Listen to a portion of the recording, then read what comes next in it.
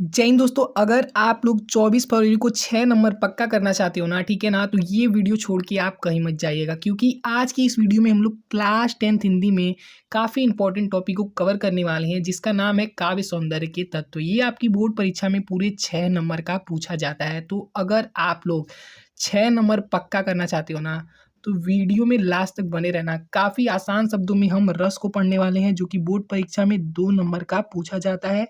छंद को पढ़ने वाले हैं जो बोर्ड परीक्षा में 2 नंबर का पूछा जाता है और अलंकार को पढ़ने वाले हैं जो 2 नंबर का पूछा जाता है। ठीक है दोस्तों, रस में हम लोग करुण रस, वीर रस और हास्य रस को पढ़ेंगे। इन तीनों रसों में से ना दोस्तों आपका एक पक्का फंसने वाला है। ठीक है, 100% गारंटी है हमारी, इन्हीं तीनों में से आएगा। ठीक है ना दोस्तों, छंद में हम लोग चौपाई और दोहा पढ़ने वाले हैं। इन दोनों में से एक आपका जरूर फंस जाएगा और आपको पूरे 2 नंबर दे के जाएगा। ठीक है ना दोस्तों, अलंकार में हम लोग उपमा, अनुप्रास, श्लेष और यमक अलंकार पढ़ने वाले हैं। काफ़ी सरल भाषा में हम आपको बताएंगे। आप लोग वीडियो को एक बार भी अगर लास्ट तक देख लेते हो ना, तो आपको याद हो जाएगा। ठीक है, और आपका 6 अंक पक्का हो जाएगा। ठीक है, तो चलिए बिना टाइम वेस्ट किए वीडियो स्टार्ट करते हैं क्योंकि अब हमारे पास ज़्यादा वक्त नहीं बचा है। ठीक है, तो हम करुण रस देखते हैं। करुण रस क्या होता है? प्रिय वस्तु या व्यक्ति के नाश से हृदय में उत्पन्न क्षोभ को करुण रस कहते हैं। इसका स्थायी भाव शोक है। ठीक है, करुण रस का स्थायी भाव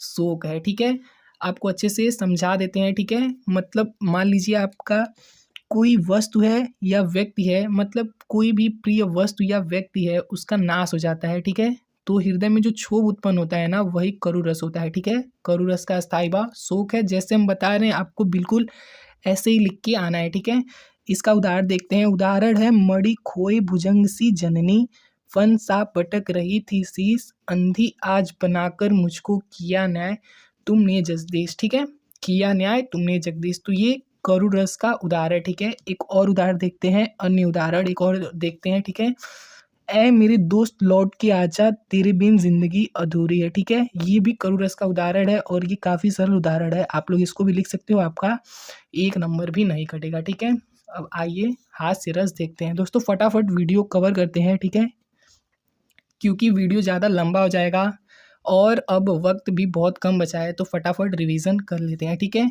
हास्य रस देखते हैं। किसी व्यक्ति या वस्तु के विकृत रूप, आकार, वेशभूषा को देखकर हृदय में हर्ष भाव, ठीक है, हृदय में हर्ष भाव को हास्य रस कहते हैं। इसका स्थायी भाव हास होता है। ठीक है, इसका स्थायी भाव हास होता है। हास्य रस मतलब क्या होता है? मान लीजिए आप लोग किसी वस्तु को देख रहे हो जिसका आकार एकदम अलग है, वेशभूषा एकदम अलग है, उसको देख के आपको हंसी आ जाती है ना, तो वही हास्य रस होता है। ठीक है, और हास्य रस का स्थायी भाव क्या होता है? हास्य रस का स्थायी भाव हास होता है। ठीक है, इसका उदाहरण देखते हैं। इसका उदाहरण है, हाथी जैसा देह, गेंडे जैसी चाल, तरबूजे सी खोपड़ी, खरबूजे से गाल। ठीक है, ये हास्य रस का उदाहरण है। अन्य उदाहरण में, जय हनुमान ज्ञान गुण सागर, रसगुल्लों से भर दो गागर। ठीक है, ये उदाहरण भी आप लोग लिख सकते हो। ठीक है ना दोस्तों, ये काफ़ी सरल उदाहरण है, ये भी आप लोग लिख सकते हो, आपका नंबर नहीं कटेगा। ठीक है, एकदम अच्छा उदाहरण है। ठीक है, आइए आगे देखते हैं। ठीक है, अगला है वीर रस। ठीक है दोस्तों, वीर रस क्या होता है? जब कोई कार्य करने अथवा किसी काव्य को पढ़ने के बाद मन में जो उत्साह, ठीक है, मन में जो उत्साह का भाव जागृत होता है उसे वीर रस कहते हैं। ठीक है दोस्तों, इसका स्थायी भाव उत्साह होता है। ठीक है ना, इसका स्थायी भाव उत्साह होता है। वीर रस का स्थायी भाव उत्साह होता है। ठीक है, उदाहरण है, खूब लड़ी मर्दानी, वह तो झांसी वाली रानी थी। ठीक है ना दोस्तों, तो ये हो गया वीर रस का उदाहरण।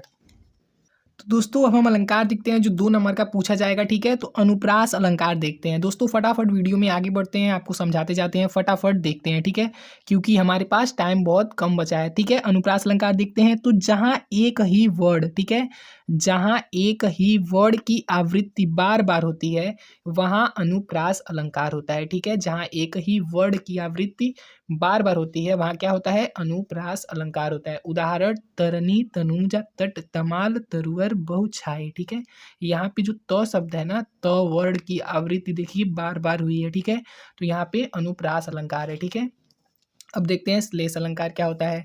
श्लेष अलंकार की परिभाषा लक्षण देखते हैं। तो जहाँ एक शब्द एक ही बार प्रयोग होता है और उसके एक से अधिक अर्थ हो वहाँ श्लेष अलंकार होता है। ठीक है दोस्तों। रहीमन पानी राखिए, बिन पानी सब सून, पानी गए ना उबरे, मोती मानुष चून। ठीक है दोस्तों। तो यहाँ पे जो ये वाला पानी शब्द है ना दोस्तों, पानी गए न उबरे, तो यहाँ पानी इन 3 शब्दों के लिए प्रयोग हुआ है, मोती के लिए, मानुष के लिए और चूने के लिए। ठीक है। तो क्या लिखा है, जहाँ एक शब्द एक ही बार प्रयोग होता है और उसके एक से अधिक अर्थ होते हैं, तो यहाँ पानी के 3 अर्थ हो रहे हैं। ठीक है। मोती के साथ अलग अर्थ है, मनुष्य के साथ, मानुष के साथ अलग अर्थ है पानी का, और चूने के साथ पानी का अलग अर्थ है। तो यहाँ पे श्लेष अलंकार है। ठीक है दोस्तों। चलिए आगे देखते हैं। आगे है यमक अलंकार। यमक अलंकार क्या होता है, जहाँ एक ही शब्द एक से अधिक बार आए वहाँ पर यमक अलंकार होता है। जहाँ एक ही शब्द एक से अधिक बार आए वहाँ पर यमक अलंकार होता है। उदाहरण है काली घटा का घमंड घटा। यहाँ पे घटा शब्द जहाँ एक ही शब्द एक से अधिक बार आया, तो घटा एक ही शब्द 2 बार आया है, तो यहाँ पे यमक अलंकार है। ठीक है ना दोस्तों। एकदम आसानी से आप लोग समझ जा रहे होंगे, क्योंकि हम बहुत सरल उदाहरण और सरल परिभाषा लेके आए हैं और काफ़ी जल्दी-जल्दी आपको बता रहे हैं, क्योंकि अब वक़्त नहीं बचा है दोस्तों। तो फटाफट आप लोग रिवीज़न कर लो। आई होप आप लोग अच्छे से समझ रहे होंगे सब चीज़। ठीक है। अगर वीडियो अच्छी लग रही हो तो वीडियो को लाइक ज़रूर करना और अपने दोस्तों के साथ शेयर करना ना भूलना। ठीक है। अब देखते हैं उपमा अलंकार। जहाँ उपमेय में उपमान की तुलना की जाती है, जहाँ उपमेय में उपमान की तुलना की जाती है वहाँ पर उपमा अलंकार होता है। ठीक है। इसका उदाहरण है हरिपद कोमल कमल से। ठीक है। जहाँ उपमेय में उपमान की तुलना की जाती है वहाँ उपमा अलंकार होता है। इसका उदाहरण है हरिपद कोमल कमल से। ठीक है। तो ये अगर 4 अलंकार आप लोग पढ़ लेते हो ना, 4 अलंकार जो हम बताए हैं, तो इससे बाहर कुछ नहीं आएगा। 2 नंबर आपका एकदम पक्का करा देगा। ठीक है। एकदम पक्का हो जाएगा 2 नंबर। बस आपको ये 4 अलंकार पढ़ लेना है, अनुप्रास, श्लेष, यमक और उपमा अलंकार। ठीक है। तो यहाँ से आपका 2 नंबर पक्का है एकदम 100%। ठीक है। तो आपके 4 नंबर पक्के हो चुके हैं। आइए अब 2 नंबर और पक्का करते हैं। ठीक है। अब हम छंद देखने वाले हैं, जो कि आपके पेपर में 2 नंबर का पूछा जाएगा। ठीक है। तो देखते हैं चौपाई छंद। ठीक है। चौपाई क्या होता है, चौपाई सममात्रिक छंद है। इसमें 4 चरण होते हैं और प्रत्येक चरण में 16-16 मात्राएं होती हैं। ठीक है ना दोस्तों। अब ध्यान से आप लोग उदाहरण समझना। ठीक है। उदाहरण दोस्तों आपको याद करना नहीं है, ये तो सबको ही याद होगा। ठीक है। तो अब ध्यान से समझो, आपको समझाने के लिए बता रहे हैं, मात्रा गिन के बता रहे हैं। पेपर में आपको मात्रा नहीं लिखना होता है, लेकिन आपको समझा रहे हैं हम। ठीक है दोस्तों। देखिए, अगर बड़ा ऊ का मात्रा है, ठीक है, बड़ा ऊ है, ओ है, औ है, आ का मात्रा है, ठीक है। अगर बड़ा अक्षर है, बड़ा मात्रा, ठीक है, तो वहाँ पे ये होता है जिसे गुरु बोला जाता है। ठीक है। गुरु, ये 2 मात्रा गिना जाता है इसका। ठीक है। और जहाँ पे छोटा ऊ है, ठीक है, छोटा ऊ का मात्रा है, छोटी ई है, अ है, ठीक है, तो वहाँ पे 1 मात्रा गिना जाता है, लघु, जिसको लघु बोलते हैं। ठीक है। तो आइए मात्रा गिनते हैं और देखते हैं कि प्रत्येक चरण में 16-16 मात्राएं हो रही या नहीं हो रही हैं। ज य 1 2 मात्रा, ठीक है। ह नु आ का मात्रा है तो 2 मात्रा, यहाँ पे गुरु लगेगा। ठीक है। ज्ञान 2 मात्रा, न पे 1 मात्रा, छोटा ऊ है तो 1 मात्रा, 1 मात्रा। सागर 2 मात्रा, 1 मात्रा, 1 मात्रा। मात्रा फटाक से गिन लेते हैं। 1 2 3 4 5 6 7 8 9 10 11 12 13 14 15 16 16 मात्राएं हो गई ना दोस्तों। क्या लिखा है चौपाई में कि प्रत्येक चरण में 16-16 मात्राएं होती हैं। ऐसे इसके चारों चरण में दोस्तों 16-16 मात्राएं हैं। गिनने का समय नहीं है, क्योंकि आपको पेपर एकदम नज़दीक आ गया है। ठीक है।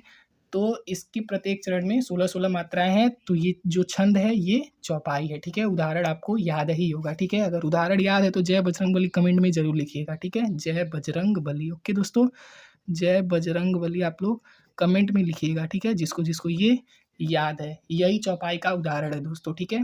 और इससे सरल उदाहरण आपको कहीं भी नहीं मिलेगा। और रही बात ये मात्रा का, टेंशन आप लोग मत लीजिएगा, पेपर में आपको मात्रा नहीं लिखना होता है, मात्रा नहीं पूछेगा, आपको बस परिभाषा पूछेगा और एक प्यारा सा उदाहरण पूछेगा। तो आप लोग ऐसे चौपाई की परिभाषा लिख देना और ये उदाहरण लिख देना। ठीक है दोस्तों। अब आइए दोहा देखते हैं। दोहा क्या है, दोहा अर्धसम मात्रिक छंद है। इसमें 4 चरण होते हैं। ठीक है।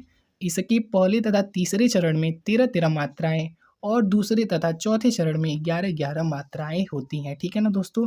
उदाहरण है मेरी भव बाधा हरो, राधा नागर सोए, जा तन की झाई भरे, श्याम हरित द्युति होए। तो ये हो गया अपना दोहा का उदाहरण, ठीक है। मात्रा का आप लोग टेंशन मत लो दोस्तों, मात्रा आराम से आप लोग गिनना सीख लेना। पहले आप लोग पेपर दो, मात्रा नहीं लिखना होता है पेपर में, ठीक है। तो दोहा और चौपाई से आपका 2 अंक पक्का होगा, ठीक है ना दोस्तों। तो टोटल हम 6 अंक पक्का कर चुके हैं, ठीक है। आई होप वीडियो हेल्पफुल रही होगी, अच्छी रही होगी। अगर वीडियो अच्छा लगा है तो एक प्यारा सा लाइक करके एक प्यारा सा कमेंट कर देना, ठीक है ना दोस्तों। और अपने दोस्तों के साथ वीडियो को शेयर कर देना, ठीक है।